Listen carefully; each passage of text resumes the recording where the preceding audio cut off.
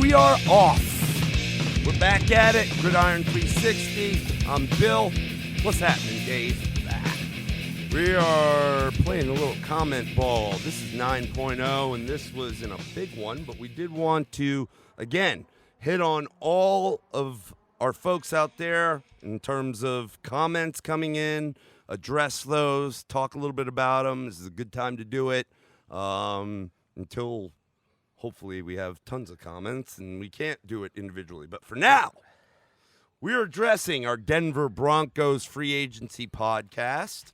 And we just received a comment from the handle gloryboy Sasha. Gloryboy Sasha says what? Drew Lock, second round, bro. Bro, we appreciate you. Bro, you are right. You are correct, sir. What does he win?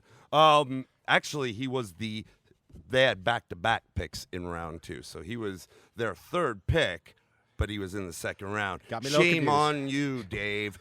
But I do want to ask you this, my friend, and hopefully you hear this and respond.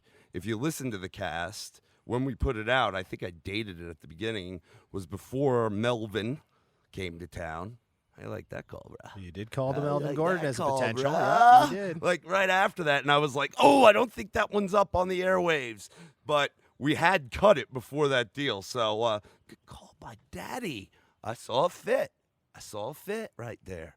The question is now, what do they do with the crowded backfield? Yeah, with the crowded backfield. I'm looking at it now, and you got Melvin in there. You still got Lindsey. You got the Rolls Royce.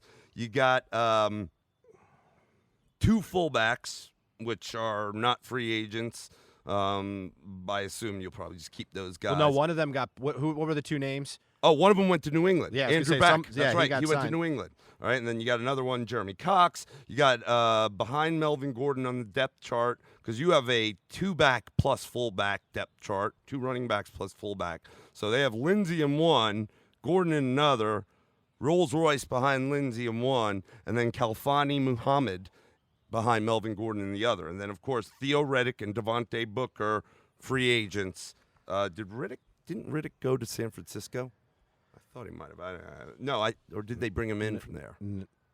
Yeah, they might have brought him in from there. But those guys are way down in the depth chart, and but they are listed as free agents. Okay? So, but I thought that was a good call with Mel. That was a good call. And, quite frankly, I'm hearing a lot of talk and out on the airwaves, and a few people are they don't really feel any really type of way about it, but they don't feel like he's still got. I mean, he's in what? This will be his 5th year, right? Who's that? Melvin Gordon, 5th or 6th?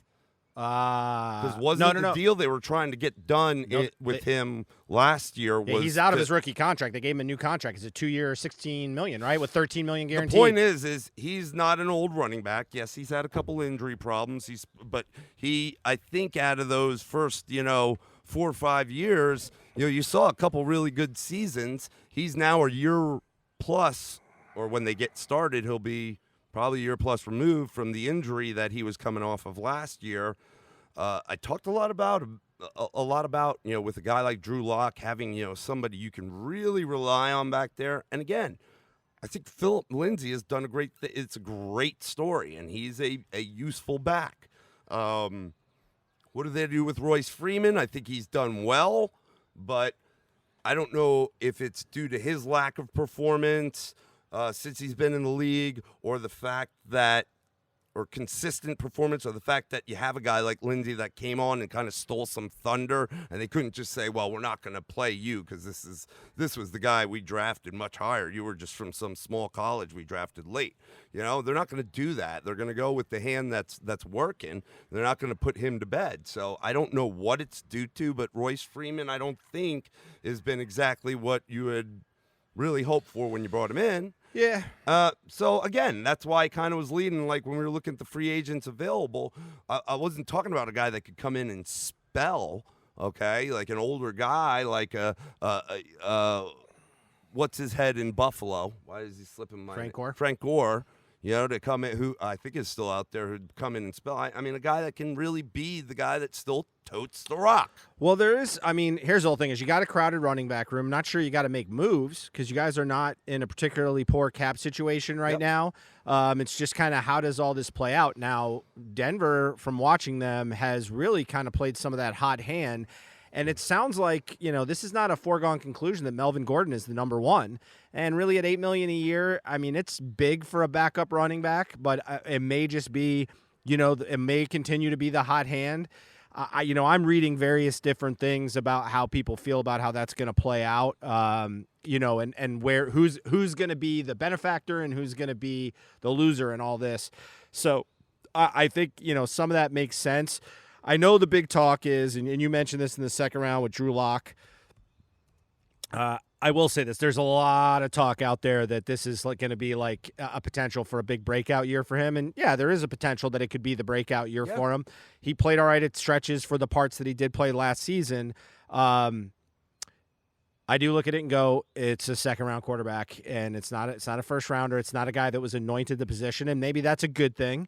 That's why I think bringing in a Melvin Gordon could really help. It can, and they brought that up. This that heavy backfield. But I'm not in any stretch of the imagination sold on it. It's been amazing with a Hall of Fame quarterback, your premier player, and historically running this franchise. That's an area you guys have not been able to nail down. I mean, you did get Peyton Manning, but I think anybody who watched that team play knew that the defense won that game, and Peyton Manning, as much as I love that guy, which I do, the arm strength wasn't there. His ability to get the ball out wasn't there at that point. So other than really doing that, I think the first year he was better. He was better the first year, but the year he won the Super Bowl and then went right, and then the year he went away, there was some arm strength. But the point is, you had a Hall of Famer coming over, so. But beyond that, they've really struggled. Your Case Keenum signing, then on to Flacco. They've struggled to fill some of those holes for quite some time. So it'll be interesting to see. Is Drew Lock, did Elway see something? Maybe. I mean, they brought – now, I will say this. When I look at what they've done thus far in free agency, on the whole, I think it's been solid moves. They bring in Glasgow. I like Glasgow. Yep. From Detroit as a guard. Now, they lost Connor McGovern at center. But again, if I refer back to my depth chart when I go to it, who else you got to say? It looks like they have Glasgow slotted in to play that role, and then you got Patrick Morris, Nico Falah. Oh no, I think they're gone. Those guys are out of there. But they've slotted Glasgow in that role, right? So almost a wash. You may even have gotten if he's all right at the center position, he might even be better player for you. Same age roughly. You lose Chris Harris, but you bring in A.J. Bouye. You bring in Melvin Gordon. You bring in a punter that you needed. You bring in backup quarterback Jeff Driscoll from Detroit. Not great, but young.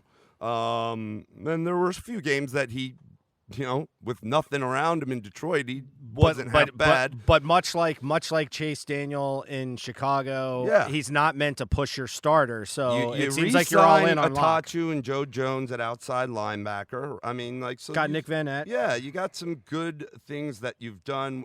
Anything else that I missed? Jarrell Casey, did you mention him? Jarrell Casey. Great stuff right there. I think that's great. And I think Vanette is good because they lost Malik Collins, I believe. Yeah, right? He's still young, Vanette, but he was thought of as coming out of Ohio State as being a really solid tight end. And you got the young guy you drafted in the first round in Fant that we had talked before. I think a development year and year two is maybe in order. So I think you've done some good stuff, and we've kind of rattled on. This one's going to be short because you only really had the one comment. But we did want to shout you out, my man, touch on your boy, team again. Sasha, and touch on the Broncos again. Pat myself on the back. Maybe not. But look, right now they sit at, 15? 15 in the draft this year. I gotta believe they are a major target for the O-line because that Bulls experiment. I gotta blew up imagine on them. they're a major target for wide receiver, man.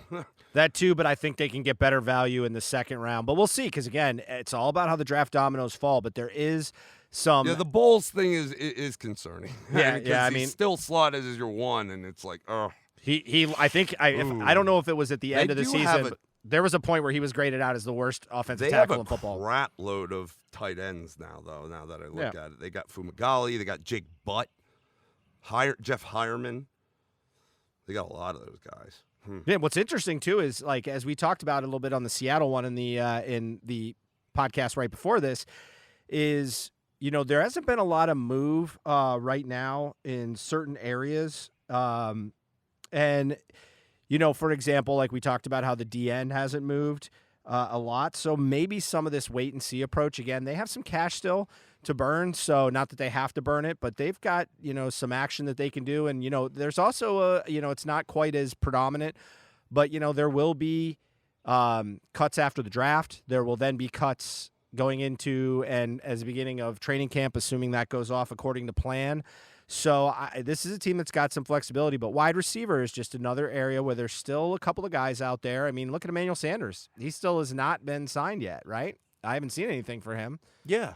He was? Yeah, dude. He went to New Orleans, baby. Oh, that's right. He did. I mean, all that's right. Well, I'm a liar. I mean, See, I even make mistakes on the fly. That's right. The Saints have had like somebody like Michael Thomas and then another guy that could really be an option outside of tight end. And don't forget, they do have Jared Cook still. They got Kamara back. Ted Ginn. I think that is right. one I forgot. of the, You're that right. Emmanuel Sanders sign could be. See, we make mistakes and they happen. We don't always catch our own mistakes, but thank you for catching that one, because I could not remember, but I do remember. Yeah, you're right. He did sign with New Orleans. All right, well, you know, again, there's just I guess the point is they still have some flexibility, and it'll be interesting to see. I think they now, run a 3-4 on defense. So right, with Chubb and Von Miller on the outside linebacker. Outside linebacker. So they're they're edge guys they have. Well, Mike Purcell's the nose. They've brought in Jarrell Casey. Yep. And Dramont Jones is on the other side. So they could go defensive line. I think the point is they will, if they went wide. They got Kyle Pecco. No, they didn't. I think he left. I think if they go O-line, to me would be the look, only because of the quantity that's going to be there, that I think there'll definitely be a solid guy there. But receiver could be interesting. If a Judy or a CeeDee Lamb falls at 14, that could be very interesting too. I'm not sure those guys are going to fall, but again, there might be a run on quarterbacks. We just don't know. And what I think is even stranger is that we're going to have to deal with, you know, after the combine, there's usually, you know, a big reordering of, you know, draft picks and status, but even bigger than that, but gets less pub, is after all these guys have pro days and they actually get to sit down and interview these guys for more than 15 minutes. That's where the draft really starts to change, and I think that's going to be really unique this year. Is how is the NFL? How are these teams pulling it off? Because pro days are all canceled. They're all been canceled because they're usually done during spring training and spring practice at their colleges. It's going to be a lot of on the phone with the college team, talking to the coaches and the head coaches and assistant coaches and position coaches, and it's going to be watching a lot of game tape. Yep. Which is definitely gonna be it, but it should be in my mind. But combine weighs too much. It's still, but I say pro days even way more, because they get a chance to sit there and work them out the way they want to work them out. You know, they tell them what kind of drills they want them doing. So again, I'm not saying it changes a lot, but in a way, it's just one big piece of the puzzle the NFL teams don't have when trying to figure out what to do with these guys. So when we are under quarantine. So that one was for you, my man, glory boy Sasha. A little comment poll 9.0 on your Denver Broncos. We appreciate you listening. Keep commenting so we have more to talk about here, but we won't find anything hard, not to talk about. I think we'll probably get back on it tomorrow. Maybe bring you some quick updates. We'll shorten the updates. I think they were getting a little lengthy, Dave. But we had a lot to talk about. But we'll shorten it up tomorrow. I like these, if we can keep them 20 minutes or less for our listeners. Pop back in, pop back out, share our shit. Let people know about us. Subscribe, iTunes, YouTube. Find us on Facebook. And yeah, we'll do a little mock drafty ourselves just for shits and giggles. So that'll be coming. But we'll see you next time, as always, on the gridiron. Peace.